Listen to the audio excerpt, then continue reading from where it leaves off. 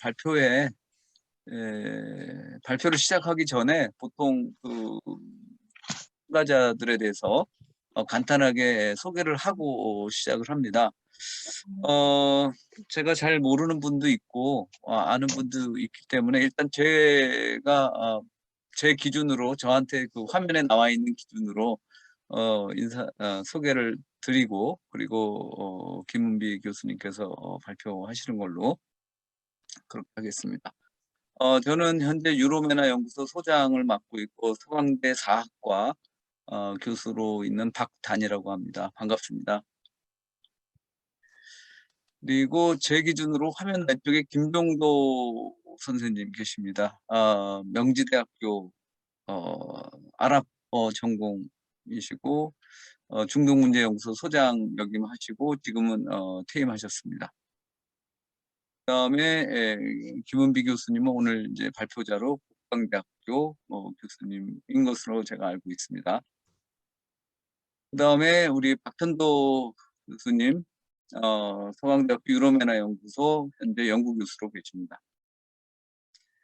그다음에 이동민 씨 저희 서강대학교 사학과 다음 학기 이제 박사과정에 입학한 학생입니다. 그다음에 김지영 교수님 승실대학교 HK 연구소 HK 교수로 계십니다. 그다음에 지금 얼굴 안 보이고 계시는데 이진현 신부님 서강대학교 신학대학원 이진현 신부님이십니다.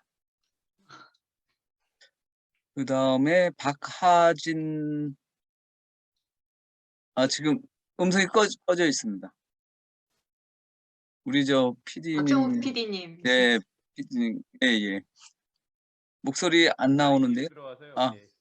예. 박정욱입니다. 예. 뭐 저랑 이웃입니다. 반갑습니다. 예. 그다음에 이세영 기자님 채널 A 지금 근무 중이시라고 녹음해 놓으셨습니다. 그다음에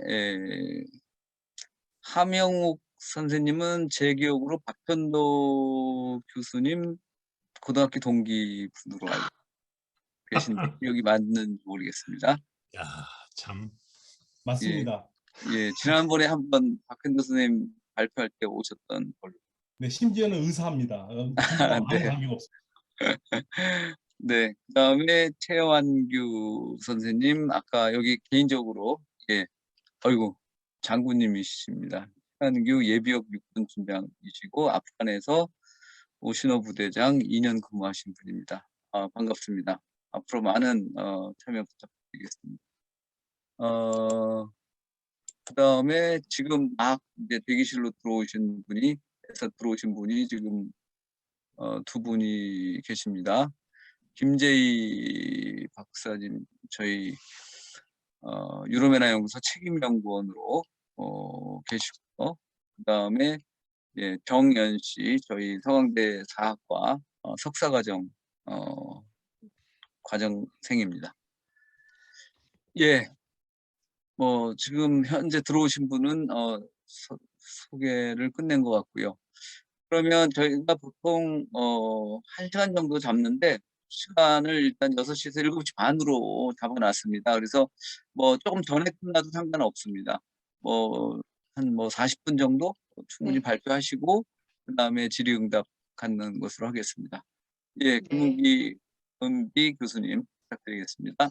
네, 감사합니다. 오늘 이렇게 너무 좋은 기회 주셔서 정말 감사하고 이렇게 또 참가하신 분들의 면면을 보니까 또 이게 또 더 부끄럽고 자신이 없어지는데 저도 이제 좀 필요한 분야여서 사실은 제가 여기 분야에 좀 전문가라고 하기보다는 이제 공부하는 마음으로 일단 자료를 준비해봤고 특히 이제 발표 내용은 짧습니다. 그래서 이제 짧게 발표한 다음에 여기 또 저보다 훨씬 더 전문가이신 분들께서 너무나 많으시기 때문에 이제 같이 이야기를 좀 나눠보고 저도 좀 아이디어를 좀 얻는 시간을 갖고자 하는 마음으로 준비하였습니다. 먼저 제 소개를 드리면은 저는 국방대학교의 김은비라고 합니다. 저는 육군사관학교를 나왔고요. 요즘 뉴스에 한참 많이 나오고 있는 육사 59기입니다. 그래서 그분의 남편분 동기고요. 그리고 연세대학교에서 석사하고 미국에서 박사하고 와서 지금 국방대학교에 임용된 지 지금 4년 차로 이제 근무하고 있습니다. 저는 이제 사실은 뭐 특정 어떤 국가에 전문적으로 이렇게 중점적으로 공부를 하기보다는 이제 미국의 대중동 정책을라는 이제 큰 틀 아래서 이제 국가 간의 관계 변화 그리고 이제 중동 안의 정세가 어떻게 변하고 있는지들을 좀 초점을 맞춰서 연구를 하고 있고요. 특히 이제 제가 또 군인이다 보니까 이제 각국의 군사적인 움직임 그리고 민군 관계 이런 걸 관심 가지고 연구하고 있습니다.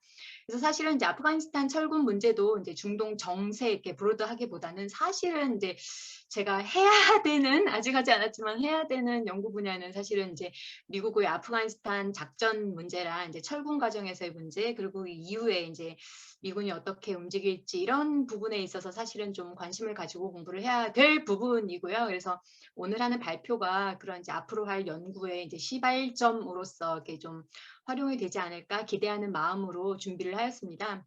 박현도 교수님께서 처음에 이제 발표를 이제 제의하셨을 때 그런 저의 개인적인 연구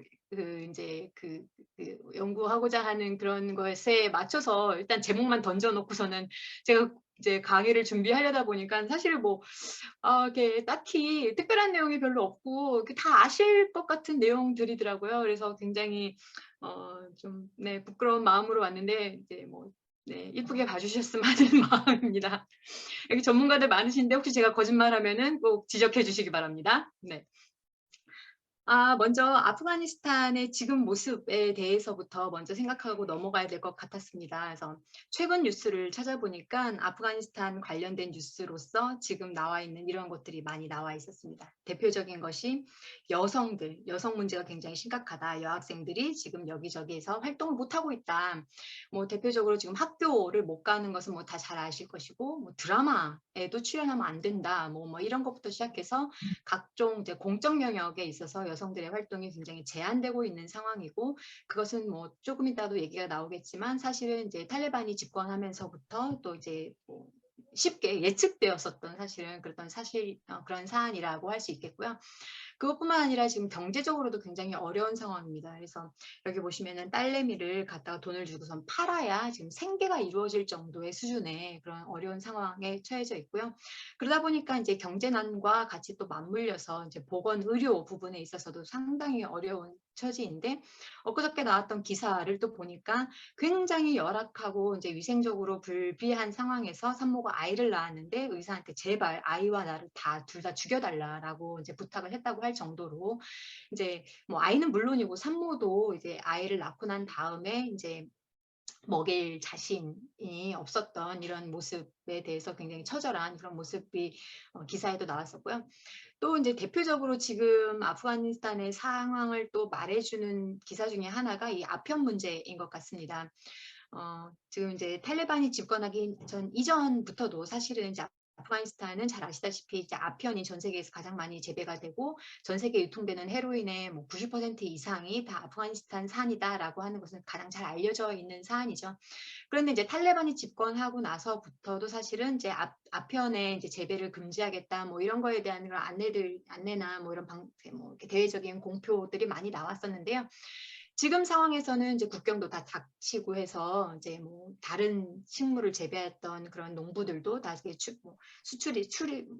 수출이 불가능하거나 그리고 또 이제 또 한편으로는 이제 기후 변화 때문에 물이 너무나 부족하다 보니까 다른 식물들 특히 이제 뭐 석류 같은 것들을 많이 재배했다고 하는데 뭐 그런 것들을 더 이상 재배할 수 없는 그런 상황에 처해졌고 그러다 보니까 어쩔 수 없이 또 고부가가치 뭐 재배 품목이라고 할 수 있는 아편이 또 다시 또 이제 또 굉장히 활성화돼서 이렇게 재배를 할 수밖에 없는 상황 이런 상황들이 사실은 지금 현재 아프가니스탄에서 나타나는 이런 모습들이라고 할 수 있을 것 같습니다. 그러면 이제 아프가니스탄이 어떤 나라인가에 대해서 먼저 좀 살펴볼 필요가 있을 것 같은데요. 뭐 다들 전문가셔서 제가 뭐 깊이 말할 건 없을 것 같고 뭐 다들 잘 아시다시피 일단은 파슈툰족을 중심으로 해서 굉장히 많은 민족 그리고 그 민족 안에서도 다양한 부족, 종족들이 이렇게 나뉘어져 있는 국가다라고 해서 잘 알려져 있고요. 특히 이제 수니파 이슬람 국가인데 그 중에서도 하나피파로서 이제 코란을 굉장히 이제 문자 그대로 굉장히 보수적으로 해석하는 그런 종파들이 많이 살고 있는 국가인 것으로 알려져 있습니다.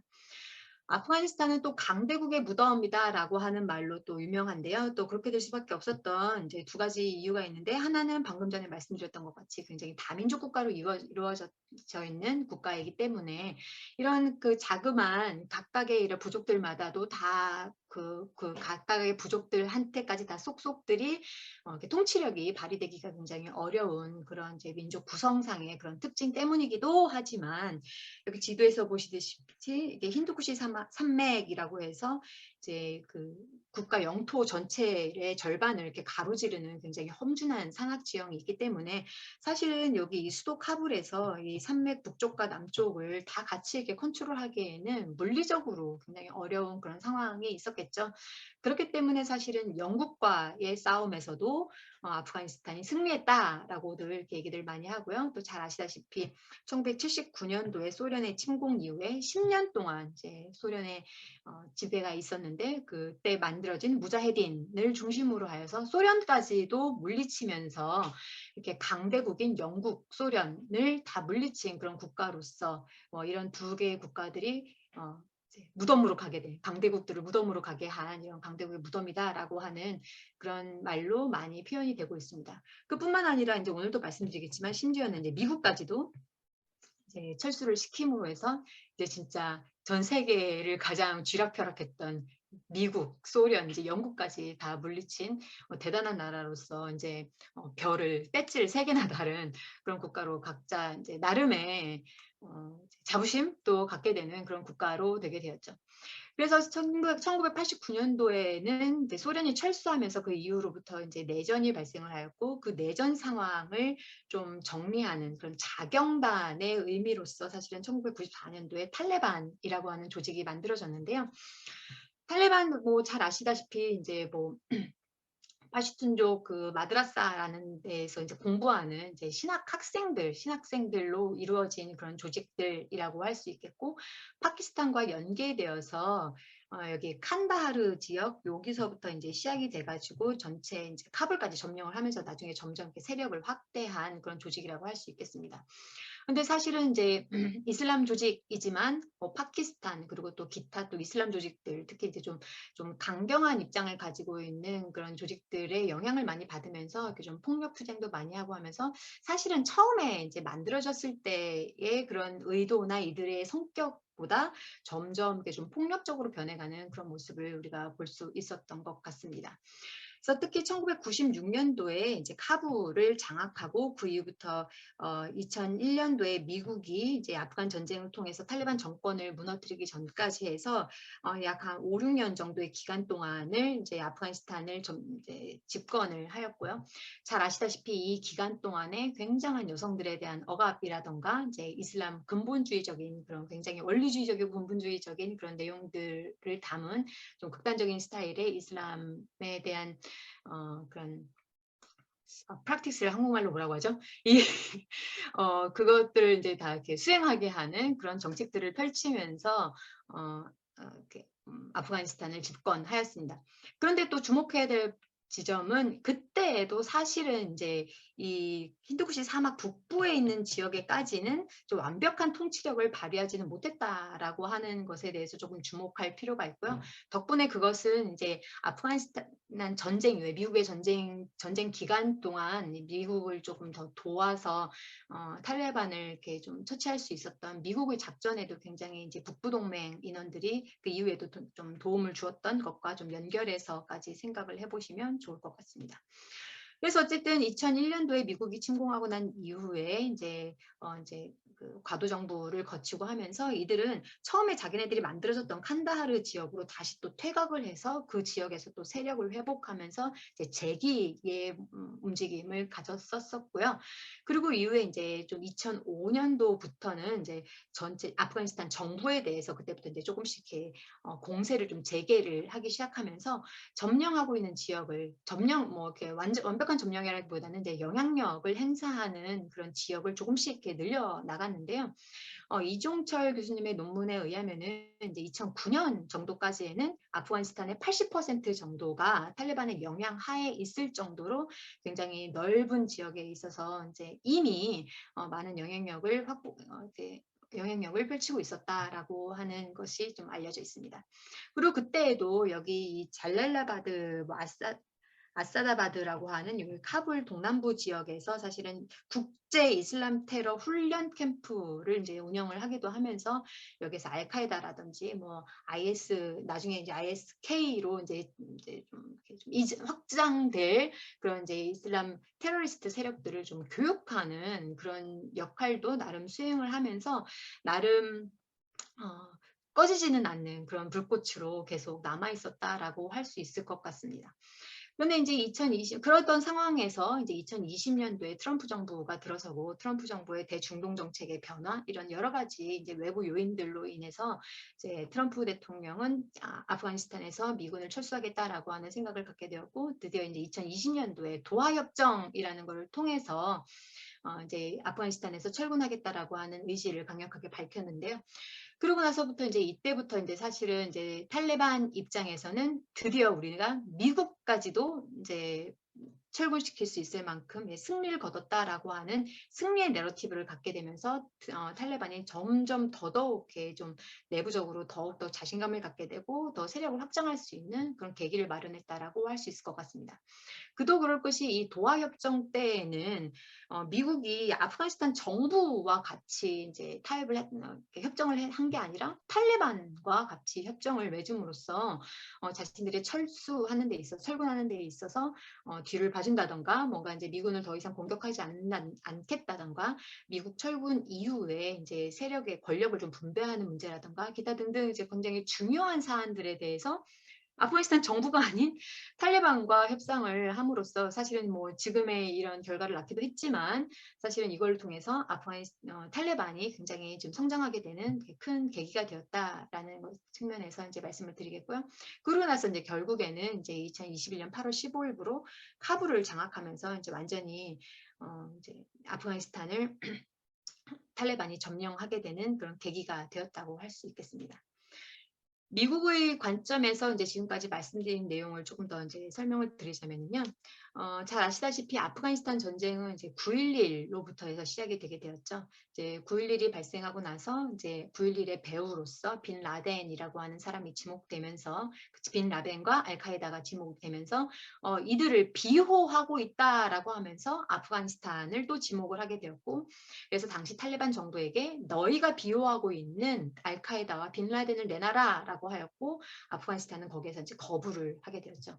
그래서 결국에 이제 10월 달에 테러와의 전쟁이라는 이름 하에 아프가니스탄 전쟁이 시작되고 결국에는 이제 한 달도 못 돼서 탈레반 정권이 이제 11월 달에 붕괴를 하게 되었습니다.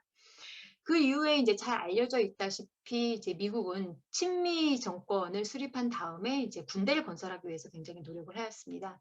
그래서 지금 이제 철군하기까지 20년이 걸렸는데 20년 동안 굉장히 많은 돈이 투입되었고 미군의 희생도 있어서 이제 시간적으로 또 돈 그리고 또 이제 노력 여러 가지 측면에서 이제 굉장히 많은 투자를 하였죠. 이것 때문에 사실은 이제 철군하는 과정에 있어서 미군에 대한 비난이 굉장히 많았습니다. 그래서 뭐 사실은 정치학자들 특히 이제 또 최근에 제가 만났던 어떤 이제 미국의 이제 전쟁사를 연구하시는 전사학자께서도 미군의 작전에 대해서 굉장히 비판을 하시면서 얻은 게 하나도 없고 막 낭비만 했다. 미군은 처음부터 이제 여기 들어갔을 때부터 틀려 먹었다면서 엄청나게 이제 비판을 하시더라고요.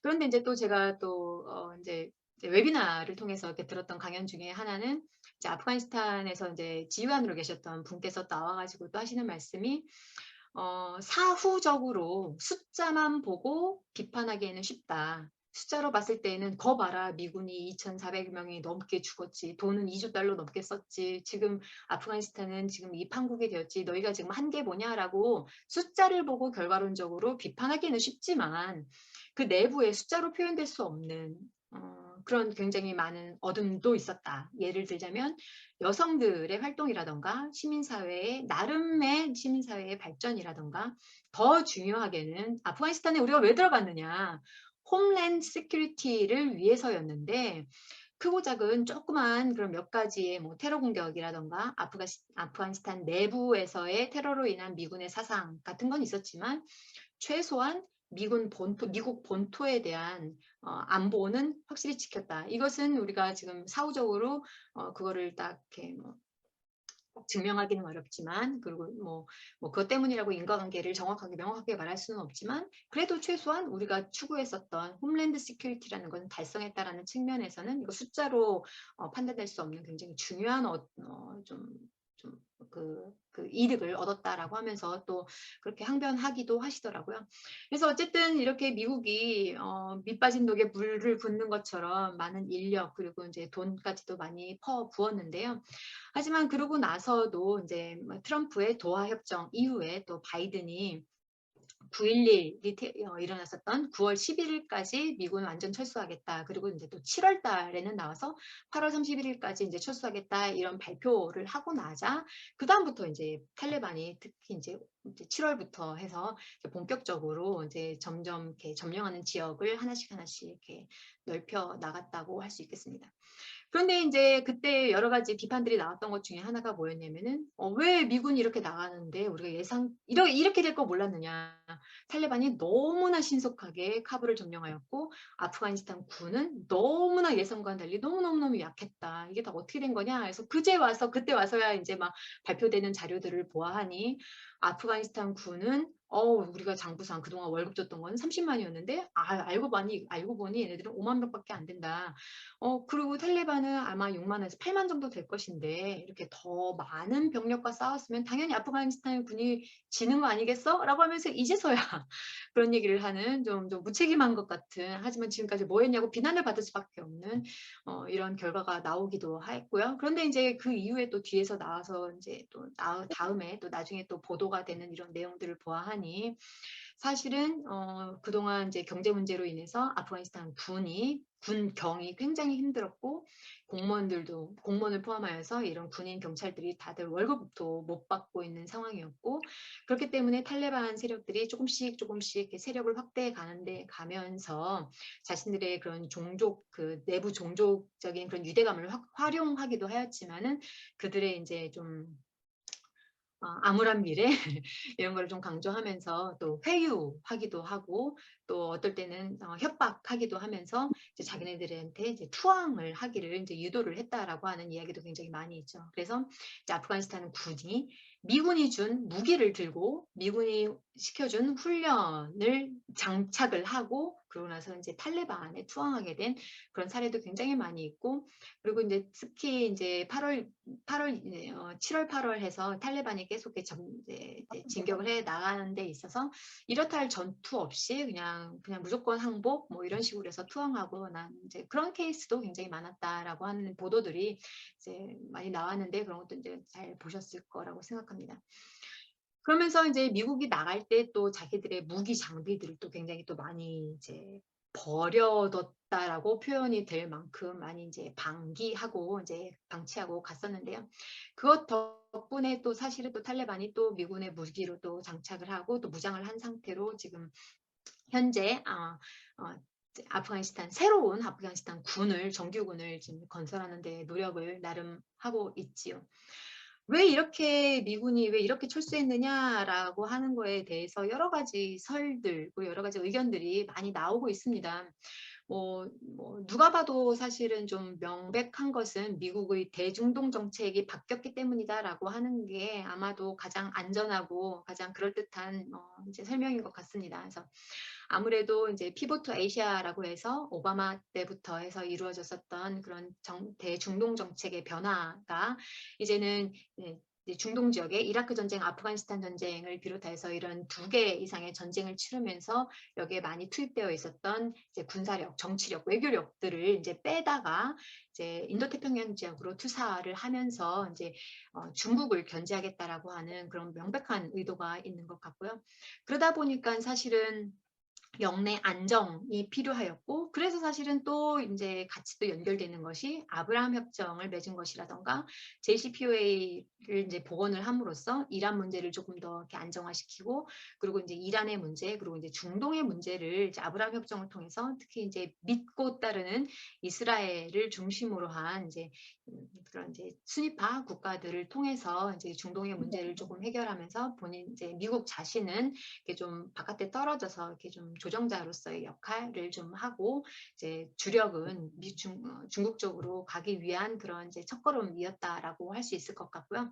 그거 말고도 이제 미국 내부적으로는 사실은 전쟁이 장기화되면서 피로도가 굉장히 높아졌던 것도 이제 중요한 이유 중에 하나라고 할 수 있을 것 같습니다.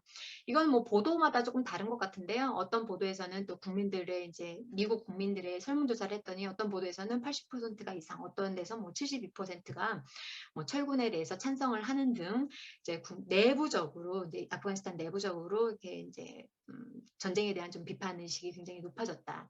물론 이거의 배경도 사실은 이것과 되게 연결이 돼 있는 것 같아요. 중동에서 그렇게 우리가 돈을 많이 쓰고 병력들을 많이 손실을 입고 이렇게 시간을 많이 보내는 동안 중국이 저렇게 부상하였는데 미군 우리는 뭐 했느냐, 미국 우리는 뭐 했느냐라고 하는 그런 내부적인 비판도 분명히 있었던 것 같습니다. 그런데 이제 또 그럼에도 불구하고 또 이거랑 또 연결되는 게 과연 우리가 미국이 미국뿐만 아니라 그 누구도 사실은 아프가니스탄을 이길 수 있었을까라는 것에 대한 그런 회의감도 분명히 있었던 것 같습니다. 올해 이번에 이제 아프가니스탄에서 미군이 철군하면서 콜린 파월이 또 이제 나와서 대외적으로 말한 게 아프가니스탄은 도저히 이길 수가 없다. 그렇게 이길 수 없으니까 우리가 철군을 했는데 도대체 뭐가 문제야?라고 하면서 이제 전직 장군이라는 분이 나와서 이제 공개적으로 이렇게 발언을 할 정도였고요. 이제 루이스라고 하는 이제 아까 제가 말씀드렸던 건 전쟁사를 하는 이제 캔사스 대학교의 그 교수님이신데 이분이 또 말씀을 하시는 게 미국은 네이션 스테이트가 아니라 트라이벌 스테이트다라고 하면서 도저히 미국은 토탈 워, 그러니까 이제 이런 그런 전면적인 그런 토탈 워를 할 수 있는 그런 국가가 아니다. 베트남에서도 우리가 똑같이 경험을 하였고 이거는 아프가니스탄에서도 당연한 귀결이었다라고 하면서 미국 국민들이 지지하는 그런 전쟁은 우리는 어차피 트라이벌 스테이트이기 때문에 네이션 스테이트가 아니라서 우리는 어차피 그거는 할 수 없는 거였고 그렇기 때문에 다시 생각해 보면 미국이 아프가니스탄에서 전쟁을 하고 전쟁에서 이기겠다라고 하는 의지가 과연 있었느냐라고 하는 그런 굉장히 또 이제 또 근본적인 질문까지도 하시더라고요. 그래서 결론적으로는 어쨌든 이제 그러니까 미국 내부에서도 이렇게 전쟁을 지지하고 이렇게 장기전을 20년이 넘는 전쟁을 끌고 나갈 만한 동력이 좀 부족하지 않았는가라고 하는 생각을 할 수 있겠고요. 그리고 이제 미군 안에서 나온 그런 이제 보고에서도 사실 미국이 이제 아프가니스탄에서 철군하면서도 아마도 그럼에도 불구하고 우리가 20년 넘게 아프간 군을 건설을 했는데 탈레반이 그래도 아프간을 다 완전히 이렇게 점령할 만큼의 역량은 없을 거야라고 하는 판단이 있었다라고 하는 그런 공식 문서, 공식 보고도 이렇게 나올 정도로 사실은 이제 뭐 냉정하게 판단하자면은 이제 완전히 이제 정보의 실패라고 할 수 있을 것 같은데 이렇게 탈레반을 제대로 이렇게 좀 파악하지 못하고 있었던 그런 원인도 분명히 있었던 것 같습니다.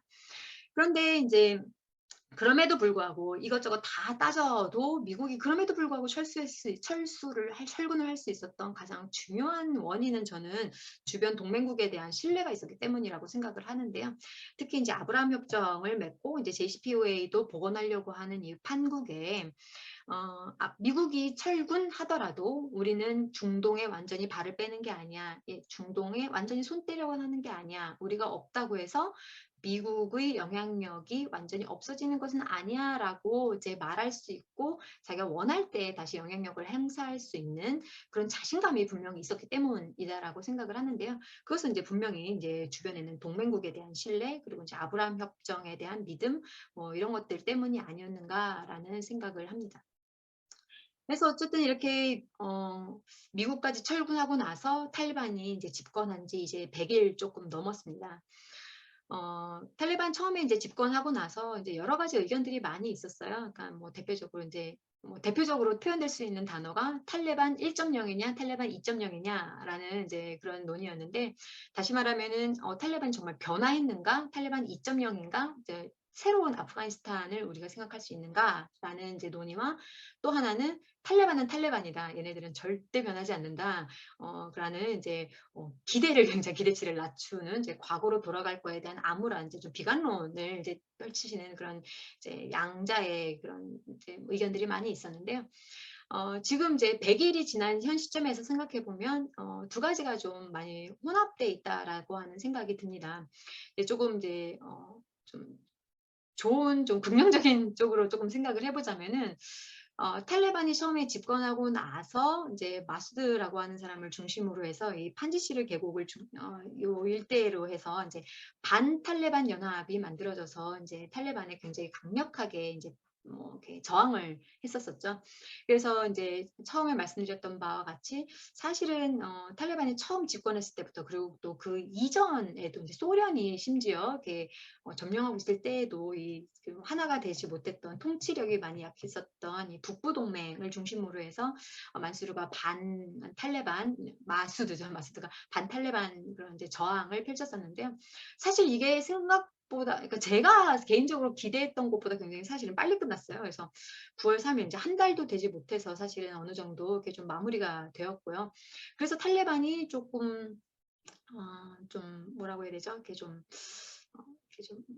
이렇게 장악을 이렇게 힘으로 이렇게 장악을 할 수 있을까라고 하는 기대를 할 법도 했는데 웬걸 생각지도 않게 호라산이라고 하는 ISK 활동이 굉장히 이제 나름 활발해지고 점점 세가 강해지면서 여기 표에서 보시는 바와 같이 뭐 8월 15일 날 이제 여기 26일 날 여기 뭐 카불 공항 테러를 시작으로 해서 이제 수차례 지금 테러 공격을 펼치면서 지금 탈레반과는 굉장히 다른 그런 이제 좀 목소리를 많이 내고 있고요.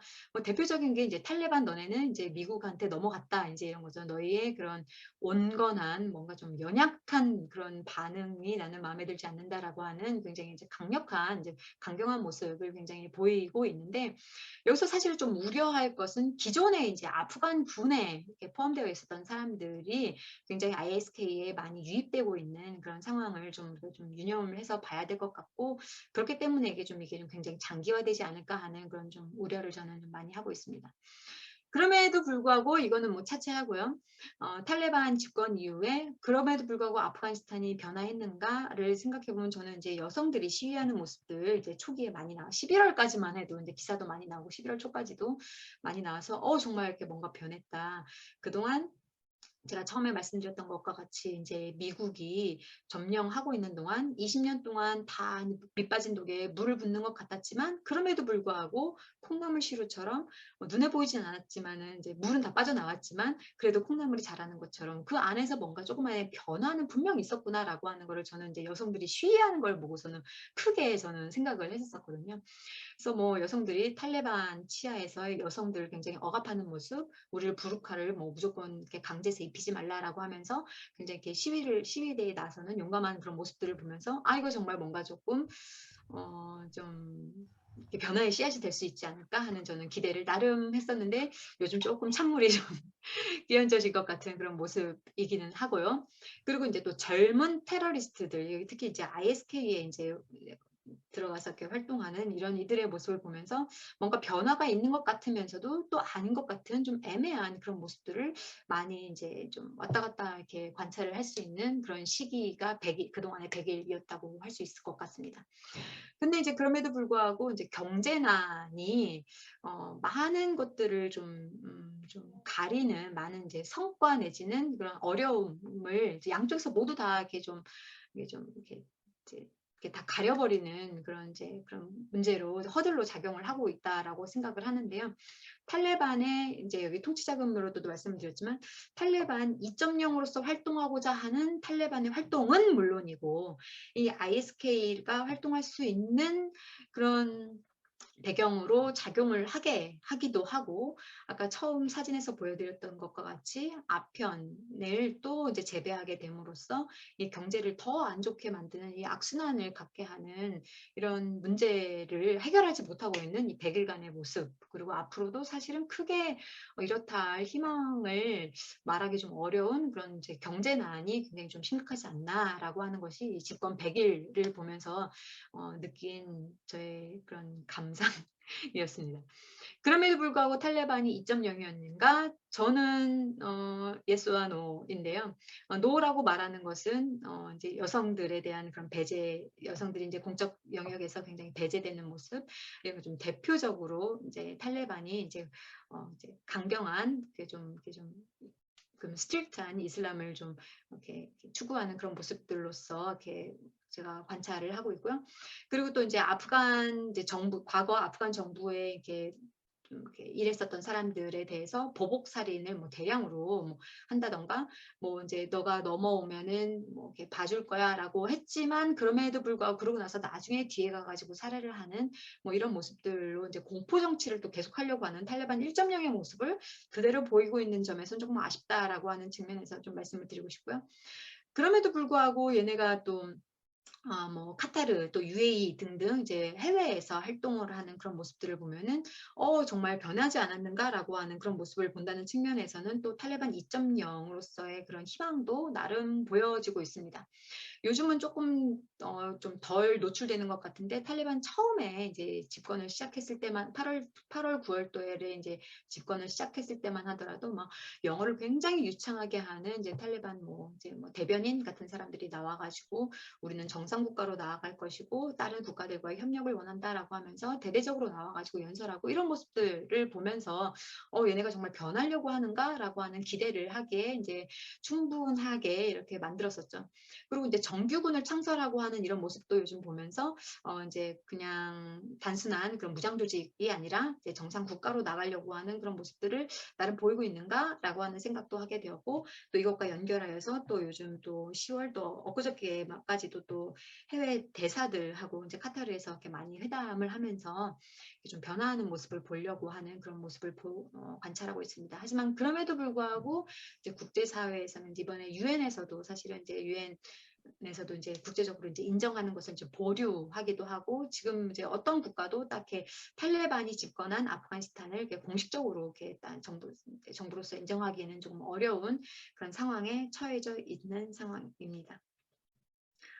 그래서 사실은 이제 오늘 이제 본격적으로 원래 이제 드려야 될 말씀은 이건데 좀 서론이 길었습니다.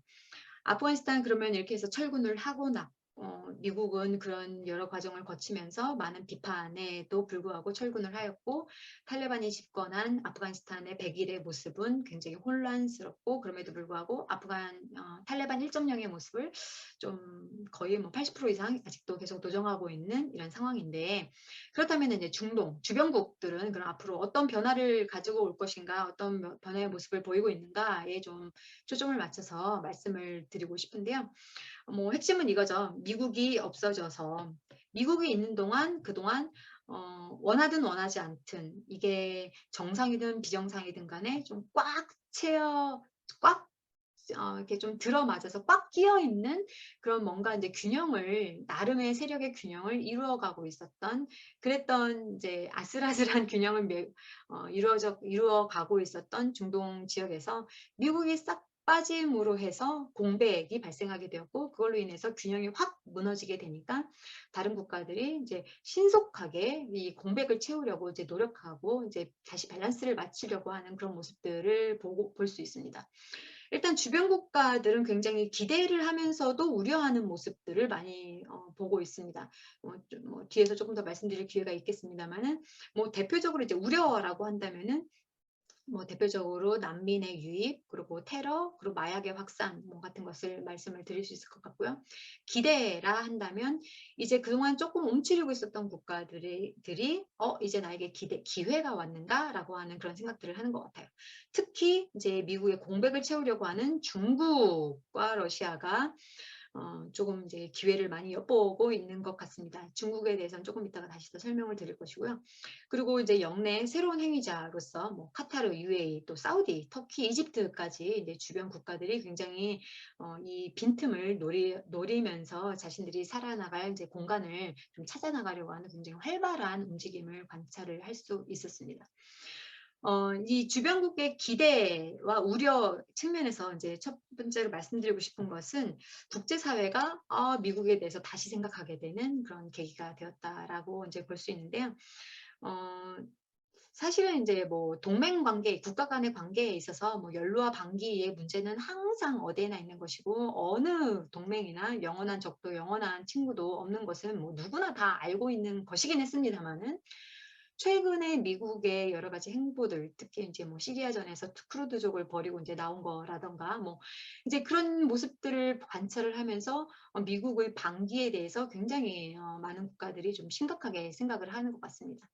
대표적인 게 사우디, 이스라엘, 뭐 EU, 그리고 우리나라도 사실은 그런 논의가 좀 있었고요. 그래서 이제 그런 모습들에 대해서 이렇게 좀 생각들을 많이 하게 되는 것 같고요. 그러다 보니까 이제 EU도 2025년까지 유럽 합동군을 만들겠다. 우리도 이제 미국이나 나토에만 좀 의존할 수는 없다라고 하면서 물론 이제 뭐 5천 명 정도밖에 안 되는 굉장히 조그만 군대를 계획하고 있기는 합니다만은 그럼에도 불구하고 이제 이런 움직임을 보이고 있다라는 측면에서도 굉장히 의미가 있다라고 하는 생각이 들었고요.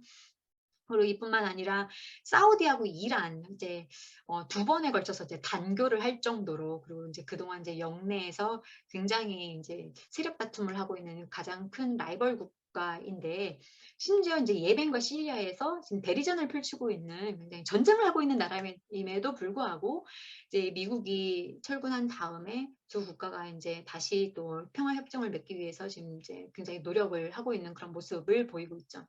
그래서 이 두 국가 간의 변화를 추동하는 게 아마도 사우디로서는 이제 미국의 반기를 경험하고 나서 사우디도 더 이상 미국에만 의존하면 안 되겠다라고 하는 생각을 분명히 하고 있는 것 같고요. 그리고 이제 이란과의 관계를 잘 함으로써 이제 아프가니스탄 테러, 난민, 마약 문제에 있어서 이제 공동 대응하려고 하는 이제 그런 생각도 하고 있는 것 같습니다. 그런 것에 대해서는 이란도 동일한 생각인 것 같고요. 그리고 이제 물론 이제 뭐 예멘과 시리아 전쟁이 너무나 길어지는 것에 대한 이제 그런 이제 각각의 국가 안에서의 그런 부담도 분명히 작용했을 것인데, 미국이 철군한 것이 아마도 중요한 트리거가 되지 않았는가 하는 이제 판단을 하게 되고요. 이뿐만 아니라 뭐 이집트, 요르단, 이라크가 또 협력을 강화하면서 세계 국가의 지금 요즘 계속 이렇게 협력하는 이제 뭐 회담이나 뭐 이런 거를 하고 있고, 회담은 당연히 이제 뭐 안보는 물론이고 이제 경제적인 협력까지도 이제 이렇게 같이 하고 있는 그런 모습들을 많이 보고 있습니다. 이렇게 이제 순위파 국가들의 협력을 통하여서 이제 좀 이들의 연대를 좀 강화하고 그것을 통하여서 아마도 또 아프가니스탄 문제에 있어서 공동 대응하려고 하는 노력이라고 분명히 보아지는 것이죠. 그런데 이제 이런 가운데에서 저는 이스라엘의 태도 변화가 굉장히 또 재미있게 좀 관찰하고 있는데요. 처음 말씀드렸듯이 미국이 아프가니스탄에서 철군할 수 있었던 든든한 뒷배경은 저는 이스라엘이 굉장히 중요했다라고 생각을 합니다. 이스라엘이 그 영내에서 쉽게 말하면 자기 편으로서 프락치 같은 그런 역할을 어떻게든지 해줄 수 있을 거라고 생각을 하였고 그런 그 믿음이 굉장히 컸을 거라고 생각을 하는데 이제 뭐 사실은 이제 이 중동 지역에서의 그런 안정 그리고 이제 여기서 뺀 노력선들 이제 중국 쪽으로 가져가려고 하는 이제 의도로서 만들어진 것 중에 하나가 이제 JCPOA 복귀라고 할 수 있는데 이스라엘이 지금 대놓고 지금 JCPOA 복귀에 굉장히 반대를 하고 있고요.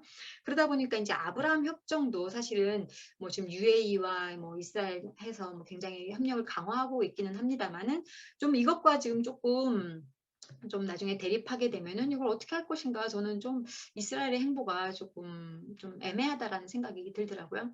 뭐 이것뿐만 아니라 뭐 잘 아시겠지만 이스라엘에다가 뭐 지금 미국하고 중국 간의 그런 대립이 굉장히 지금 치열하고 있는 중인데 뭐 하이파 항에다가 중국의 그런 군함이 정박할 수 있는 그런 항구를 개방한다든지 그런 이스라엘의 행보들을 보면은 좀 이스라엘이 지금 미국이 기대했던 것처럼 중동 안에서의 자기 편으로서의 역할을 과연 해줄 수 있을 것인가 그거에 대한 굉장한 의구심이 지금 들고 있는 상황입니다. 물론 지금 당장 뭐 중국 편으로 이스라엘이 돌아서지는 않겠습니다만은 그럼에도 불구하고 지금 미국이 기대했던 것과는 굉장히 다른 그런 모습들을 보이고 있는 중이다.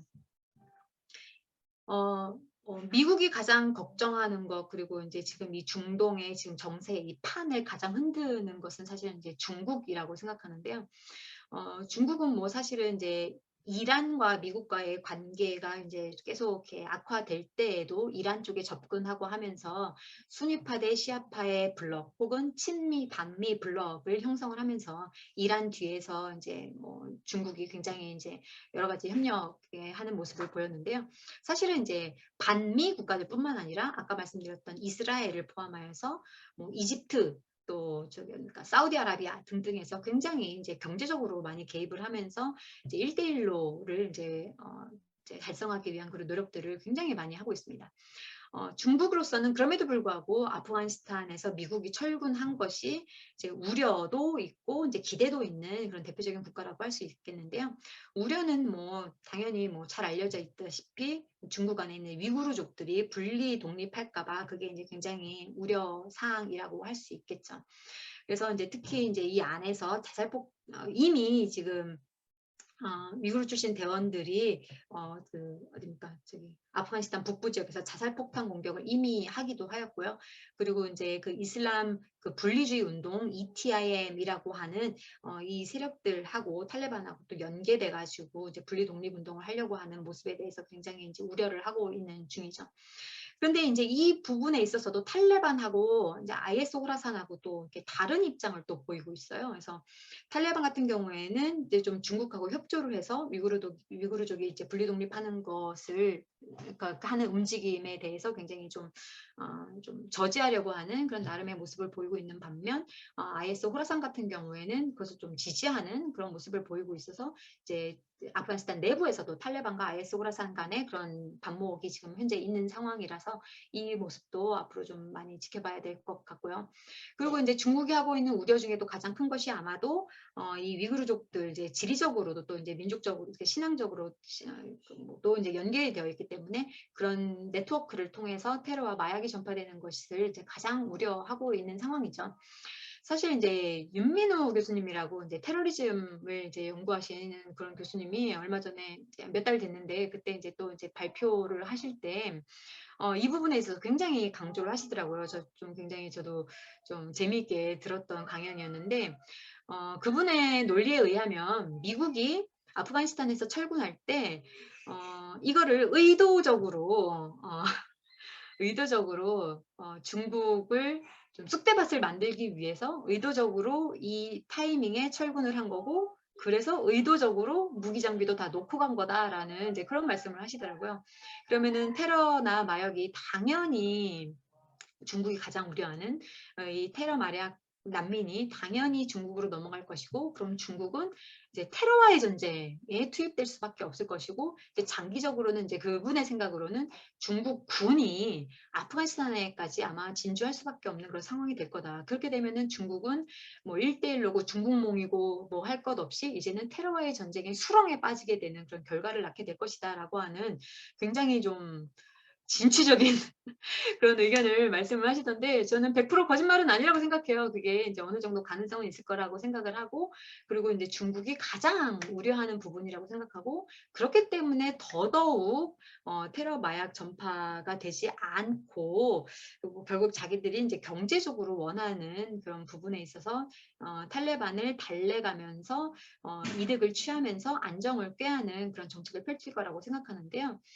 그렇지 않아도 아니나 다를까 지금 1대1로를 성취하는 데 있어서 아프가니스탄의 안정이 중국으로서는 굉장히 중요합니다. 잘 아시다시피 이제 중국이 이제 고속철도를 러시아 통하지 않고 아프가니스탄, 이란, 터키 쪽으로 해가지고 연결되는 고속철도를 지금 건설하려고 노력을 하고 있는데 그것을 위해서는 이제 아프가니스탄이 분명히 안정되어야 되고 그 철도로는 1대1로라고 하는 이 큰 전략 하에 물자가 갈 뿐만 아니라 군사력까지도 거기에 다 투영될 수 있는 굉장히 중요한 라인이기 때문에 사실은 이제 아프가니스탄의 안정이 중국으로서는 굉장히 중요하고요. 그럼에도 불구하고 경제적인 이득, 특히 이제 희토류를 포함하여서 이제 희귀 광물들이 또 아프가니스탄에 굉장히 많이 들어있는 것으로 알려져 있기 때문에 중국으로서는 이제 그것에 대한 이득을 취하기 위한 것도 중요한 이제 기대가 되는 것 중에 하나라고 생각할 수 있을 것 같습니다. 방금 말씀드렸던 그 윤민우 교수님에 의하면은 중국의 그 부호들이 이 아프가니스탄 아편 농장에 굉장한 투자를 해놓은 상태다. 그렇기 때문에 이제 그 마약 측면에서도 중국이 이 아프가니스탄에 더더욱 더 관심을 갖고 있을 것이다라는 이제 말씀도 해주시더라고요. 어떤 근거인지는 저는 잘은 모르겠습니다. 그런데 또 한편으로 생각하면은 아닐 이유도 또 없을 것 같은 그런 생각도 들었는데요. 그래서 어쨌든 중국이 지금 이제 아프가니스탄의 미래에 가장 중요한 이제 액터로서 활동하지 않을까 저는 이제 생각을 하고 있고요. 그렇지 않아도 최근에 보니까 이제 아프가니스탄 잣을 엄청난 양을 또 중국이 수입을 했더라고요. 그래서 탈레반 집권 이후에 최초의 이제 수출이 이루어졌는데 그게 하필이면 또 중국이었다. 여기 보면은 사실은 중국은 아프가니스탄 수출에 있어서 이제 그렇게 크게 이렇게 포션을 차지하고 있지는 않더라고요. 하지만 그럼에도 불구하고 지금 인도 그러니까 이제 다른 나라에 비해서 사실은 이제 중국이 앞으로도 더 큰 영향력을 펼칠 수 있는 그런 위치에 있는 것은 분명하다라는 생각을 하게 되었고요. 중국과 더불어서 러시아도 이제 미국의 그 공백을 치고 들어올 굉장히 중요한 행위자라는 생각이 듭니다.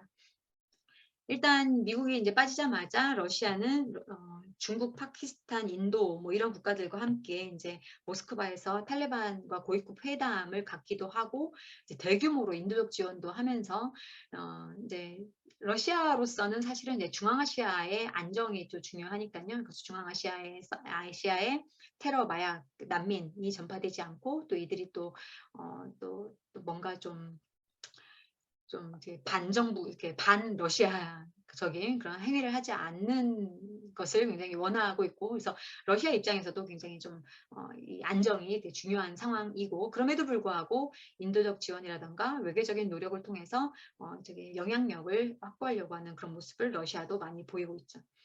또 많이 지금 회자되고 있는 국가 중에 하나가 또 파키스탄인데요. 파키스탄은 잘 알려져 있다시피 탈레반이 처음에 이제 집권을 할 때부터 그때부터 이제 굉장히 적극적으로 지원해준 국가라고 알려져 있고 그뿐만 아니라 이제 빈라덴을 찾으려고 미국이 노력했을 때에도 빈라덴을 끝까지 숨겨줬었던 국가 그리고 또 탈레반이 이번에 아프간을 장악하는 과정 그리고 또 그 이전에도 저항군이 이제 계속 이렇게 그 아프간 군에 대해서 그리고 미국에 대해서 계속 저항할 때도 인적으로 물적으로 계속 지원해줬던 국가로 되게 유명하지요. 뭐 그럴 수밖에 없는 것이 잘 아시다시피 국경을 이제 경계로 해서 파키스탄과 아프가니스탄 사이의 국경 일대로 해서 이제 파슈툰족의 활동이라던가 뭐 그런 것들 이제 잘 아실 거라고 생각합니다. 2페이지 남았습니다. 한 5분 내로 끝날 것 같아요. 그래서 파키스탄 같은 경우에는 또 이제 또 아까 러시아의 활동처럼 이렇게 특사로서 이제 회담을 이제 한다던가 그리고 이제 아프가니스탄을 대신하여서 뭐 자산에 대한 동결 조치 이거 풀어달라고 하는 것을 이제 대외적으로 요구한다던가 이런 굉장히 그런 역할들을 많이 하고 있고요. 특히 이제 파키스탄 개인적으로 봤을 때에는 중국과의 이제 경제 회랑을 이제 잘 유지하는 것이 파키스탄으로서는 이제 경제적인 이득이기 때문에 여기에다가 이제 아프가니스탄을 이렇게 좀 이렇게 같이 편입시키려고 하는 그런 노력도 많이 하고 있습니다. 근데 또 여기서 또 관전 포인트 중에 하나는 이 파키스탄과 또 대립하고 있는 인도와의 그런 활동인데요. 인도랑 지금 경쟁적으로 지금 하루 차이를 두고 경쟁적으로 이게 뭐 이제 그 탈레반을 이제 같이 이제 끌어들여서 이제 관련 회담을 하려고 하는 그런 외교적인 경쟁을 지금 굉장히 하고 있는 중이죠. 그리고 또 이제 그런 가운데 이제 또 인도도 지금 이 파키스탄의 활동을 또 견제하는 것 중에 하나가 이 파키스탄 내에 있는 파키스탄 탈레반 TTP라고 하는 얘네들의 세력인데요. 이 탈레반과는 달리 이 파키스탄 탈레반 같은 경우에는 파키스탄 정부에 좀 반하는 그러니까 지금 아프가니스탄에 있는 탈레반은 이 파키스탄 정부와 좀 어떻게 좀 잘 지내고 협력하려고 하는 모습을 보이고 있지만은 파키스탄 안에 있는 탈레반은 반정부 활동을 하고 있는 좀 이게 좀 언밸런스한 그런 모습을 보이고 있습니다. 그러면서 얘네들은 또 아프가니스탄 탈레반을 또 지원을 하고 있거든요. 그러다 보니까 이제 뭔가 파키스탄 탈레반의 활동이 파키스탄으로서는 굉장히 좀 두려운 상황이고, 특히 이들이 아프가니스탄 탈레반하고 좀 잘 지내고 있다 보니까 파키스탄에 있는 핵이 또 이제 탈레반으로 넘어갈까봐 그것에 대해서 이제 좀 국제사회도 굉장히 우려하는 시각으로 보고 있는 중이고, 그뿐만 아니라 이들이 또 중국하고도 또 잘 지내지 못하고 있고요. 중국이 좀 되게 좀 적대적인 그런 입장을 가지고 있고, 또 발루치스탄이라고 해서 이제 이 지역에 있는 발루치스탄족들이 좀 분리독립하려고 하는 이런 데에도 좀 지원을 하고 있는 등 이제 파키스탄으로서는 굉장히 좀 골칫덩어리 그런 상황입니다. 그런데 이제 이들이 아프가니스탄 내 탈레반하고도 또 연계되어 있기 때문에 좀 여러 가지로 좀 이렇게 새로운 그 활동하는 세력으로서 이제 좀 주목을 해야 될 것 같고요. 뭐 UAE, 카타르는 뭐 통합해서 말씀드리자면은 중소국가로서 지금 이 갑자기 불안정해진 균형을 상실한 이 중동 안에서 중소강국으로서의 역할을 하려고 하는 굉장히 캐스팅 보터 같은 그런 역할을 하고 있는 두 개의 국가로서 요즘 최근에 가장 떠오르는 국가인 것 같습니다. 뭐 카타르는 잘 아실 것 같고요. 카타르 같은 경우에는 심지어 지금 미국의 이익대표국으로서 이제 임명이 돼서 12월 31일부로 이제 공식적으로 활동을 하게 되었고, 또 탈레반이 정치사무소를 이제 도하에다가 위치해 놓고 있음으로써 이제 거의 좀 공식적인 이제 뭐 지부처럼 이렇게 이제 카타르를 활용하고 있는 그런 모습이고요. 그리고 UAE하고 카타르 이제 두 개 국가 모두 다 이제 좀 이제 이제 뭐 탈레반 하 아프가니스탄을 정식 국가로서 인정하지는 않았지만 이제 대사관을 운영을 재개를 하고 이제 공식 항공편을 이렇게 운항을 다시 재개하고 하는 등 하면서 이제 탈레반과 좀 관계를 개선하고 뭔가 이제 연결고리로서 이제 미국 등 이제 타 국가들과 탈레반의 아프가니스탄을 좀 연결하려는 연결고리로서의 역할을 하려고 하는 그런 외교력을 많이 지금 이제 확대하고 있는 그런 모습이고요. 사우디, 이집트, 터키 할 것 없이 이들 국가들도 좀 영내에서 영향력 강화를 위해서 요즘 굉장히 노력하고 있는 그런 모습. 그리고 이제 비전통적인 안보 부분은 이제 말씀을 드렸기 때문에 뭐 이거에 대해서는 뭐 더 드릴 말씀은 없을 것 같습니다. 마지막 페이지인데요. 아프가니스탄의 미래 그리고 이제 중동의 안정을 위해서 이제 제가 소망하건대 아프가니스탄이 당연히 정상 국가화 되기를 바랍니다. 뭐 이건 뭐 안 해도 될 뭐 하나만 얘기인 것 같은데, 그러기 위해서는 뭐 기본적으로 거버넌스가 이제 회복돼야 되는 것이 필요할 것인데, 이 거버넌스 회복을 위해서 굉장히 많은 노력들이 필요합니다. 대표적인 것이 이제 국제사회의 이제 지지와 지원일 것인데요. 개발 없이는 사실은 아프가니스탄이 발전해 나가기에, 그리고 또 거버넌스가 회복되기에, 그리고 이제 안정을 찾아가기에 뭐 불가능하다라는 것은 잘 아실 것입니다. 그래서 국제사회의 굉장한 노력이 많이 필요하고 굉장한 인내가 필요할 것 같은데요. 그럼에도 불구하고 국제사회의 인내보다 저는 좀 걱정되는 것은 국민들, 아프가니스탄 안에 있는 국민들의 인내력이 얼마나 될 것인가도 저는 조금 봐야 될 것 같은 생각이 들었습니다. 처음에 이제 미국 그 장군님께서 말씀하셨다는 내용을 조금 소개를 드렸는데요. 미군이 주둔하고 있는 동안 아프가니스탄 국민들은 새로운 것을 경험을 하였습니다. 자유라는 것, 그리고 룰 오브 러우라고 하는 것들, 이런 것들을 경험했던, 이미 그것의 맛을 본 그런 아프가니스탄 국민들이 탈레반 치하에서 탈레반 2.0, 3.0으로 발전되지 않은, 여전히 탈레반 1.0 내지는 많이 봐도 1.5 정도밖에 되지 않는 이 탈레반 치하에서 이런 비자유, 룰 오브 로가 무너진 이 모습들을 견뎌낼 수 있을 것인가에 대한 저는 이제 큰 의문이 들고요. 그러면 이제 그 인내력을 계속 유지해 나갈 수 있는, 그리고 또 지금 이 무너진 거버넌스, 그리고 이제 개발이 안 되고 있는 이 경제난 등등을 극복할 만큼, 그렇다면 탈레반이 역량이 있는가를 생각했을 때 네, 좀 좋게 말하기가 좀 어려운 그런 상황인 것이죠. 대표적인 것이 이제 이 수많은 부족들을 어떻게 통합할 수 있을 것인가. 지금 이제 마수두 같은 경우에는 이제 북부동맹 일원들은 어떻게 좀 내전 상태까지로는 가지 않을 만큼 어떻게든 뭐 지금 협력을 했습니다만은, 뭐 그런 말들 있잖아요. 탈레반이 지금 집권하고 있지만 그것은 현재 집권하고 있을 뿐이다라고 하는 그런 말들을 많이 하더라고요. 그러니까 이게 영구적인 집권이 되지 않을 것이다. 왜냐하면 너무나 많은 부족들, 뭐 텔레반 안에서의 그런 분열상도 있기 때문에 그것을 통합하는 것이 어떻게 될 것인가에 대한 이제 역량 문제에 있어서 저는 조금 의문이다라고 이제 말씀을 드릴 수밖에 없을 것 같고요. 점점 확대되어 가고 있는 IS 호라산의 그런 활동이라던가 손절하기로 했으나 결국 손절하지 못한 알카에다의 문제까지도 이제 겹쳐서 이들을 다 통합할 수 있을지, 이들을 잘 이끌어서 거버넌스를 세워나갈 수 있을 건지에 대한 굉장한 우려를 하면서도 잘 해나갈 수 있기를 기대하고 응원하는 마음으로 이제 소망이라고 하는 말로 이제 말씀을 드렸습니다.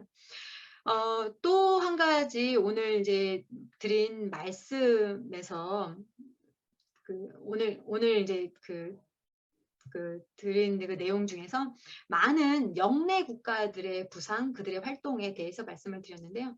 아마도 그들이 영향력을 확대하기 위해서 노력하는 그런 모습들이 사실은 지역 내에서 우리끼리 외세의 그런 개입 없이 내부에서 이렇게 좀 해결하려고 하는 그런 의지가 분명히 저는 투영돼 있다고 생각하고, 사실은 중동의 문제들에 대해서 얘기를 하면서 많은 각자 국가들이 말하는 게 제발 우리 좀 내버려둬라, 우리가 알아서 할게, 이제 그런 정도의 반응이잖아요.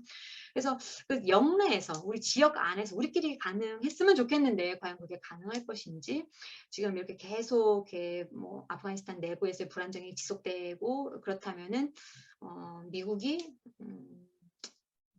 지금까지 했던 정책을 고수할 수 있을 것인지, 이번에 이제 미군 재배치에 대한 그런 문서도 나왔는데요. 그 결과적으로 봤을 때에는 중동에 있었던 부대의 배치도 크게 변하지 않는 모습을 보았습니다. 사실은 이게 또 반영된 거 아닌가 하는 그런 판단도 좀 판단도 서더라고요. 그래서 그런 저는 조금 비관적인 전망을 말씀드리면서 중동의 안정에 대해서 말씀드리겠고요. 그렇다면 이게 우리한테는 어떤 영향을 미칠 것인가? 저는 항상 이제 중동 문제를 생각할 때 그럼 우리는 이 얘기를 계속 생각을 해봐요. 그런데 도저히 아프가니스탄 문제는 지금으로서는 어떻게 딱 말을 하기가 어렵겠더라고요. 이제 조금 오버해서 좀 곡해해서 굳이 하나를 만들어내자면, 중국이 진짜로 테러와의 전쟁, 아프가니스탄 발 테러와의 전쟁을 시작했을 경우에 그때 미국이 개입하지 않을 수 없을 것이고, 중국이 윤민호 교수님 말씀대로 중국이 세계 질서의 그런 평화를 위한 중요한 그런 캐치프라이즈 중에 하나인 테러와의 전쟁을 하기 때문에 너희 한국도 마땅히 테러와의 전쟁에 참여하라라고 했을 때 그럼 우리는 어떻게 할 것인가? 혹은 미국이 지금 빠진 마당에 한국 너희 동맹국이 아프가니스탄 안정을 위해서 파병을 해줘라고 하는 그런 요구를 했을 경우에 우리는 어떤 대답을 할 수 있을 것인가, 뭐 이런 정도의 생각을 좀 해보면서 생각보다 길었던 발표를 마치도록 하겠습니다. 감사합니다. 네, 감사합니다. 제가 시간을 더 드렸으면 좋을 텐데 저희가 아무래도 또 질문도 좀 있을 것 같아서 제가 좀 1시간 정도 발표해 주셨습니다. 감사합니다. 질문은 그냥 자유롭게 해주시죠. 질문 있으신 분 손을 드시면 김은비 교수님께서 이렇게 보시고 이름이 다 있으니까 해주시면 될 것 같습니다. 사실은 다 전문가셔가지고 제가 더 이상 드릴 말씀이 없을 것 같기도 합니다만은 네.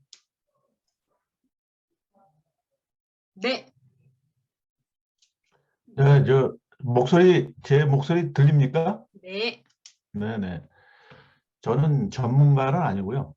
그리고 제가 수업이 있어갖고 수업 끝나고 들어오는 말은 중간에 들어와가지고 앞에 이미 말씀을 하셨는지 모르겠는데, 그리고 여기 지금 오늘 뭐 중동 문제 전문가 선생님들, 박현도 선생님을 위시해서 뭐 많이들 나와 주셔가지고 평상시에 제가 궁금했었던 걸 하나 여쭤보려고요. 근데 이게 미국하고 관련된 거라 이게 또 선생님들 그래도 뭐 그쪽 문제하고 전문가들이시니까 아마 답변을 주실 것 같은데, 평상시에 제가 이제 의문을 가졌었던 게 그거예요. 뭐 그것까지는 알아요. 아주 기초 지식. 미국이 아프가니스탄에 들어갔던 이유가 알카에다 뭐 은신처 역할을 했기 때문에 이제 그 9.11 테러 응징 차원에서 들어간 걸로 아는데, 근데 이제 거기서 뭐 천문학적인 액수의 돈을 쓰고 거기 뭐 군대까지도 이렇게 조직화하고 훈련까지 시키고 그랬다고 하는데 갑자기 나왔단 말이죠. 그리고 지금 오늘날 그 뭐 중국 대중국 정책이라는 게 지금 거기에 대해서 미국이 상당히 많은 에너지를 쏟고 있는데, 아프가니스탄 같은 경우는 지리적으로 중국하고 접해 있는 국가고 대중국 포위망에 있어서 굉장히 중요한 역할을 하는 나라 아닙니까?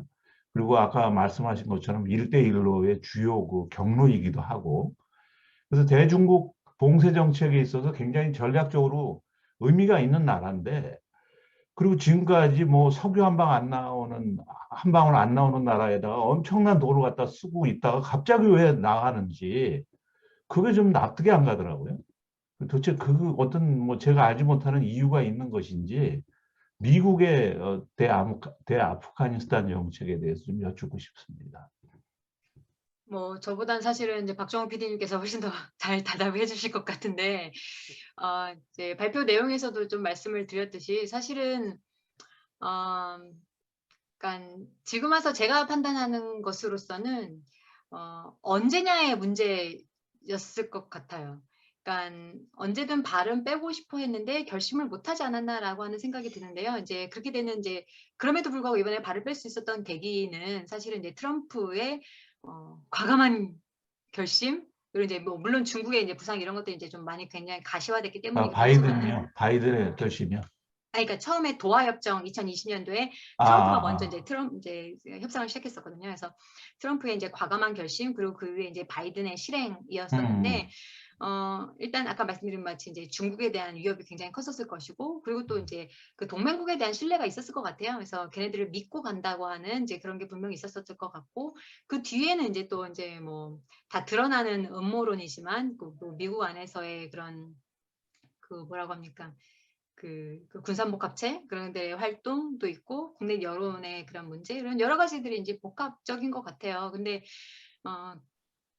그렇기 때문에 아까 좀 전에 말씀드렸던 그 윤민우 교수님의 중국을 수렁에 빠지게 하기 위한 그런 역발상이다라고 하는 그런 말까지도 나올 정도로 사실은 딱 이렇게 막 이렇게 딱 중요한 트리거가 있었다고는 저도 좀 찾지는 못했어요. 네. 혹시 근데 박정호 PD님. 미국 군산복합체는 어떤 관련이 있는 거죠? 그들은 뭐 어떻게 됐든지 간에 계속 전쟁을 하면서 무기를 팔고 싶어 하죠. 그리고 항상 이제 모든 이제 국가의 정책에 있어서 좀 군사적으로 좀 안보화하려고 하는 그런 노력들을 하는데, 아무래도 이제 중국 쪽에 조금 더 이제 군사력 투입하면서 더 이제 좀 노골적으로 개입하려고 하는 모습이었었던 것 같아요. 그래서 아프가니스탄 같은 경우에는 좀 지속되는 좀 장기화된 전쟁이다 보니까 뭐 이제 더 이상 이렇게 뭐 무력이 투입되기보다는 좀 새로운 시장을 좀 개척한 것 같은 그런 생각을 저는 좀 하고 있습니다. 이렇게 막 이렇게 문서화돼서 근거가 있는 건 아니고요. 예. 네네네. 이세영 기자님. 제 이름을 자꾸 부르셔서. 네, 저. 죄송합니다. 여기 박정훈 PD님께서 좀 말씀을 시작하고 계셔가지고. 네네네. 죄송해요. 먼저 하시고 할게요. 네네네. 별 얘기는 아닌데요. 그냥 박 PD님 소리가 잘 안 들려요.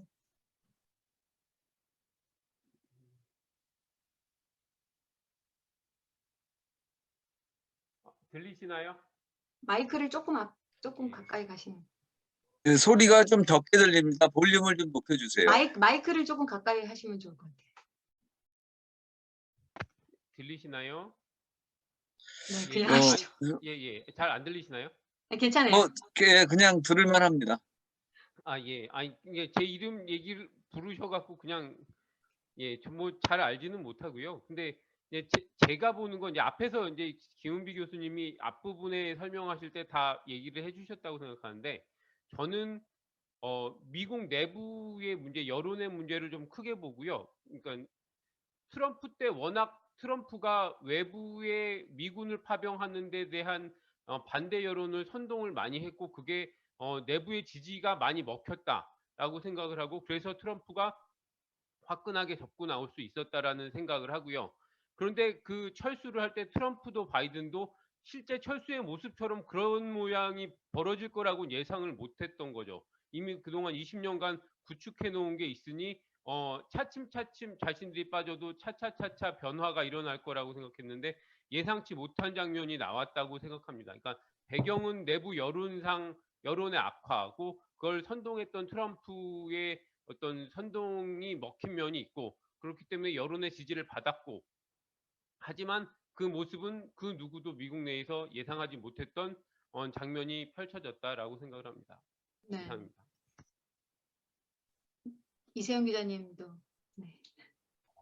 네, 교수님 저기 강연 잘 들었고요. 특히 그 마지막에 그 한국, 중국 뭐 이슈까지 이어지는 건 조금 교수님께서도 먼저 말씀하셨듯이 좀 굉장히 좀 이렇게 넓게 보신다고 했는데 저는 뭐 되게 또 신선한 접근이었고 이쪽에 관심 있는 사람으로서 한번 좀 충분히 참고를 할 만한 그런 느낌을 받았습니다. 그래서 제가 참 좁게 생각하고 있다 이런 반성도 한번 하게 됐고요. 그런 생각은 전혀 안 했기 때문에 그래서 제가 조금 그 여쭤보고 싶었던 건 이제 이 아프간 사태와 관련해서 좀 뭐 어떻게 보면 되게 간단하면서도 좀 또 어떻게 보면 되게 광범위한 건데 그 미국이 중동에서 발을 빼고 싶어 한다는 얘기는 구두로 많이 얘기했지만 요번에 아주 제대로 행동으로 보였잖아요.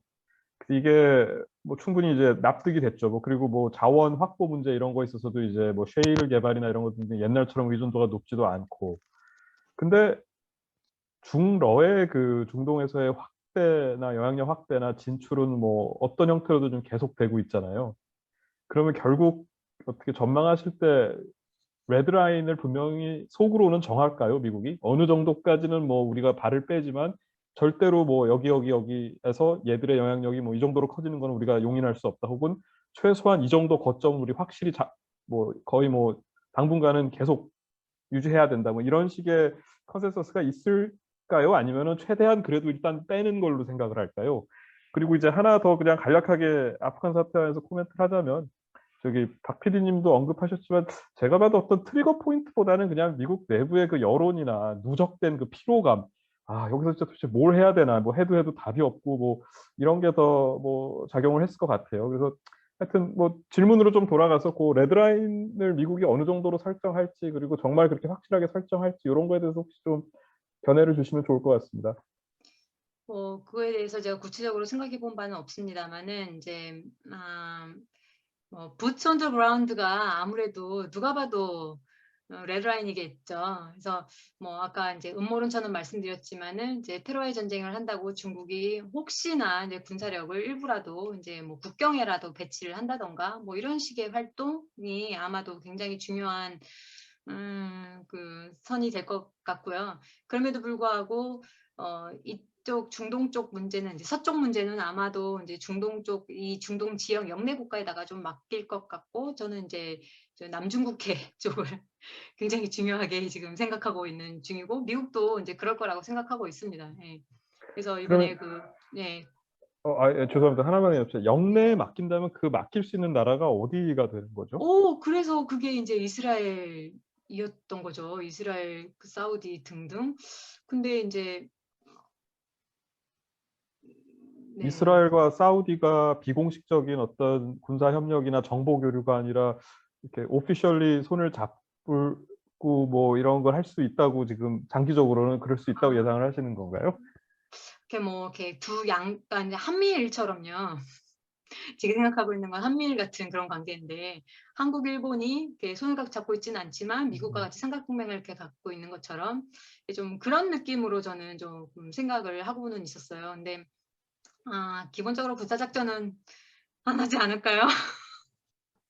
누구에게도 누구에게도 개인이 하나도 없는 그런 같은 네 되게 마무리를 못 하겠네요. 네. 제가 사실 요거 여쭤본 이유가 딴 게 아니라 중동에 있을 때 좀 느낀 건데 뭐 시리아도 러시아가 많이 개입을 했고 지금 하여튼 여러 부분에서 리비아에서도 일정 부분 개입을 하고 있고 이제 이런 게 나타나잖아요. 보면은 좀 그런 것 같아요. 그러니까 러시아는 군사 활동을 할 때 정말 이렇게 인권 내지는 어떤 그 기본적인 가이드라인이 미국에 비해서 훨씬 뭐 좁고 공격적이고 되게 이제 좀 무시무시하더라고요. 보니까 뭐 IS 같은 경우에도 미국이나 프랑스는 소위 말하는 서지컬 스트라이크를 하고 뭐 이러는데 반해서 거기는 그냥 진짜 뭐 무차별하게 뭐 그 융단 폭격을 하고 막 이런 식이어가지고, 그리고 자기들하고 협력이 되면은 뭐 아사드가 뭐 화학 무기를 자국민한테 쓰는 것도 거의 뭐 뭐라고 터치를 안 하고, 그 좀 미국의 공백이 났을 때 어떤 외부와의 어떤 힘을 이렇게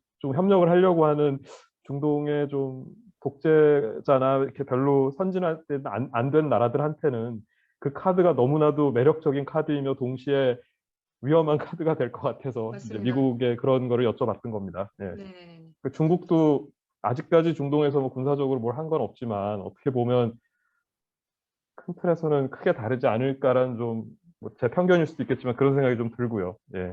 네, 맞습니다.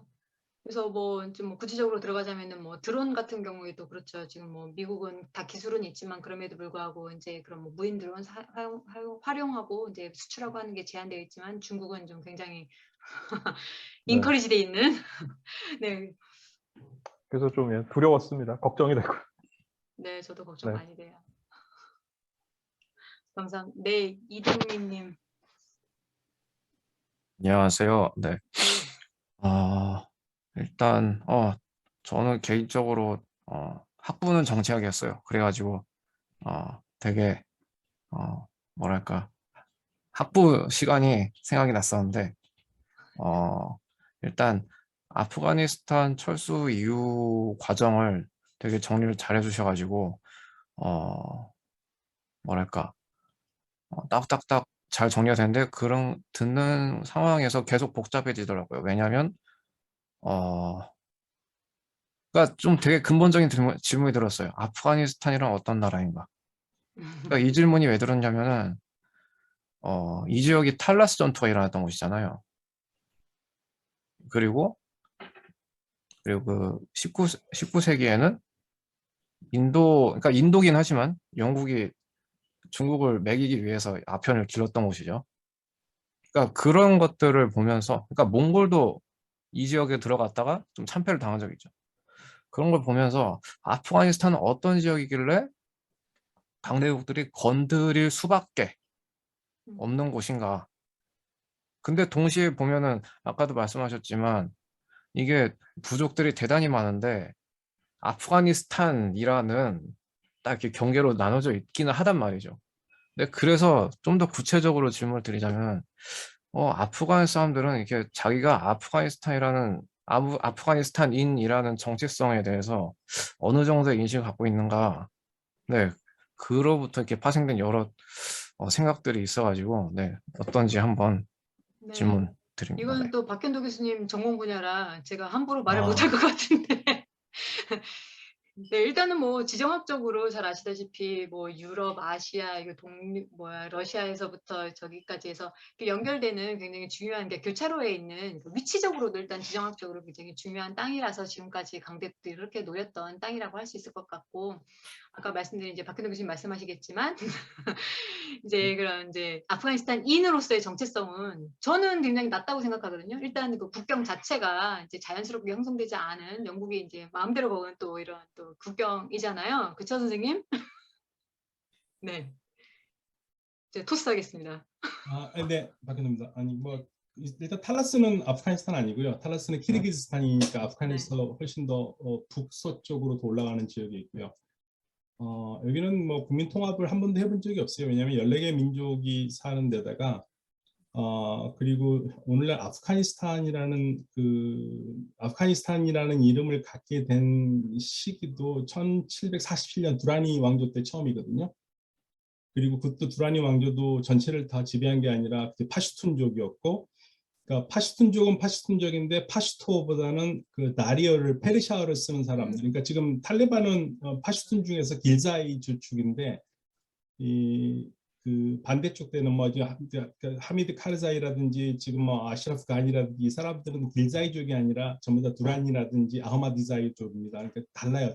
탈레반에서도 이 사람들은 모국어가 파슈토였는데 그거를 이제 문화어인 페르시아어로 바뀐 사람들이기 때문에 그러니까 뭐 민족만 14개고 언어만 해도 10개가 쓰고 그러다 보니까 저는 여기는 그 14개의 민족이라는 사람들이 예를 들면은 그 타직 쪽에 붙어 있는 건 타지키스탄 쪽에 있는 건 타직 쪽이고 우즈벡에는 우즈벡 쪽이 있고 다 이렇게 따로따로 있는데도 그러니까 아프가니스탄이라는 나라에서 서로 좋아하지는 않지만 그렇다고 이혼을 하고 싶지 않은 무늬만 부부로 살아온 거예요. 그러니까 이 상황이 뭐 18세기부터 계속 되기 때문에 무늬만 부부가 되기 때문에 여기서는 방법은 뭐 강력하게 연방 국가로 모든 사람들을 통합할 수 있는 통합정부 탈레반이 아마 지금 국제사회가 원하는 거는 그런 정부일 테고 그러면 이제 정부를 인정할 것 같은데요.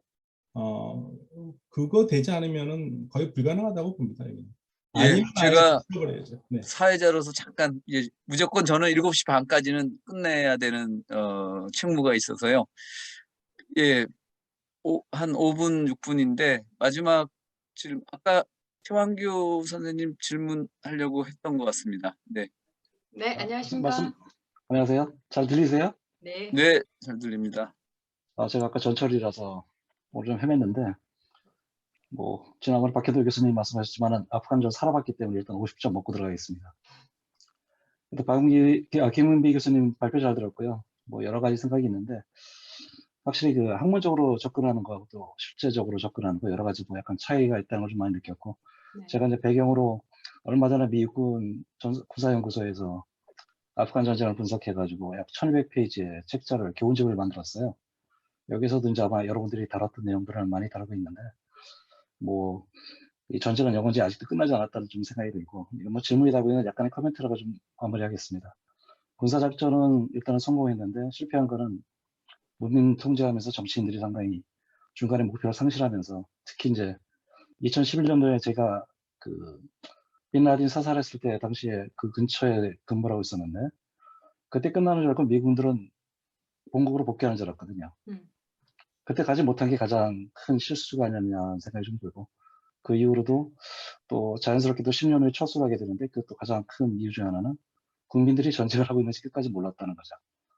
월남전에서는 홈프런트가 있어가지고 굉장히 반전 여론이 많이 조성됐었는데, 요 근래 미국이 수행한 전쟁 중에서 아프간만큼 국민들이 전쟁을 하고 있다는 것을 모르고 수행한 전쟁이 처음이지 않나 싶어가지고, 거의 뭐 1%의 국민밖에는 뭐 여기에 대한 인지를 못했었고, 그러다 보니까 자연스럽게 철수도 쉬웠고 들어가는 것도 쉬웠다는 좀 생각이 들고, 하나 이제 아까 약간 중국 문제에 대해서는 약간 음모론적인 얘기를 좀 말씀드리는데, 지금 말씀하신 중국하고 국경선이라든가 관련되는 지역에서는 현장에서 보면은 굉장히 접근성이 떨어진다는 걸 많이 느껴요. 아까 말씀하신 힌두쿠시라는 게 보통 험한 게 아니고, 그 와칸 회랑이라는 건 거의 뭐 통행 자체가 현대적인 어떤 그 장비라든가 물자가 이동하기 굉장히 제한되는 지역인데, 그거보다도 지금 중국은 상하이 코퍼레이션을 통해 가지고 아프가니스탄을 2015년도에 준회원국으로 받아들였거든요. 그 조직을, 그 기구를 통해 가지고 사실 아프간과의 관계를 유지했기 때문에 중국으로서는 뭐 그 이외의 방법을 또 새로 만들어 가지고 중국이 개입한다는 거는 현실적으로는 좀 많이 제한되지 않을까 하는 생각이 들고, 중국의 이제 가장 큰 현재 지금 과업은 그 파키스탄 남부에 있는 과다라항의 조차 문제로 해가지고, 아까 잠깐 나왔지만은 여러 가지 신장 위구르와 연결되는 문제, 그 다음에 또 1대1로의 확장하는 문제에 대해서 발루치스탄 공화국 지역과도 굉장히 문제를 일으키고 있고, 국경선에서 굉장히 어려움을 겪고 있기 때문에 중국도 안쪽으로 쉽게 들어가가지고 계속 문제를 유발하기에는 많이 제한되지 않을까 하는 좀 생각이 들어요. 그리고 한국에 대한 어떤 관련 문제는 아까 이제 뭐 PD님께서 말씀하셨지만은 결국은 이 안보 문제도 영원한 적도 없고 영원한 우방도 없다는 얘기가 났는데, 이건 앞으로도 우리가 이제 월남전 이후에도 많은 고민을 했었는데, 앞으로도 한미동맹이 영원할 거라는 생각은 저도 군대 생활 30년 넘게 했지만은 해본 적이 별로 없기 때문에, 이런 데에 상당히 시사한 점이 많기 때문에 저희가 준비해야 될 게 뭐고, 이 국제관계 동북아에서 우리의 역할에 대해서 스스로 자리매김하지 못하면은 상당한 어려움을 앞으로 초래할 수 있다는 좀 생각이 드는데, 세부적인 강론에 대해서 많은 좀 이견은 있지만 제가 여기 하기는 곤란하고, 좀 이 관련해서 수업을 다른 대학교에서 이제 다음 학기 하게 돼 있어가지고 준비를 하고 있는데, 기회 되면은 다른 여러분 전문가들하고 또 토론하는 기회를 가졌으면 하는 바람입니다. 오늘 좋은 강의 너무 잘 들었고, 박현우 교수님은 자주 뵙게 돼서 너무 감사한 것 같습니다. 이상입니다. 김은미 교수님이 지금 배터리가 꺼져서 컴퓨터에서 튕겨나갔답니다. 일부러 예. 제가 육수 선배라서 도망간 것 같은데. 예, 이 마지막 인사는 못 드렸는데 어차피 지금 29분이고 저희가 30분에는 끝내야 돼서 예, 인사하는 걸로 마무리를 줘야 되겠습니다. 근데 김은비 교수님 인사를 못 드리고 그냥 발표자 없는 가운데 저희끼리 예, 인사하고 마무리를 해야 되겠네요. 최완규 선생님 언제 한번 저희 발표를 해주시면 감사할 것 같고요. 낙점이 되셨네요. 지금 김은비 교수님 들어오셨습니다. 예, 김 교수님 이제 저희 마지막 인사하는데 인사해 주십시오. 너무 죄송합니다. 배터리가 18분 남았다고 분명히 써 있었는데 그냥 끊어져 버렸어요. 오늘 너무 감사하고 부족한 발표 들려주셔서 너무 감사합니다. 오늘 다른 분들도 코멘트 해주셔서 너무 감사하고요. 최한규 장군님 제가 다 말씀을 못 들어서 너무 아쉬운데 나중에라도 혹시 연락 주시면 감사하겠습니다. 제가 아마 육사에서 너무 감사했습니다. 네, 감사합니다. 예, 저녁 맛있게 드십시오. 네, 감사합니다. 아,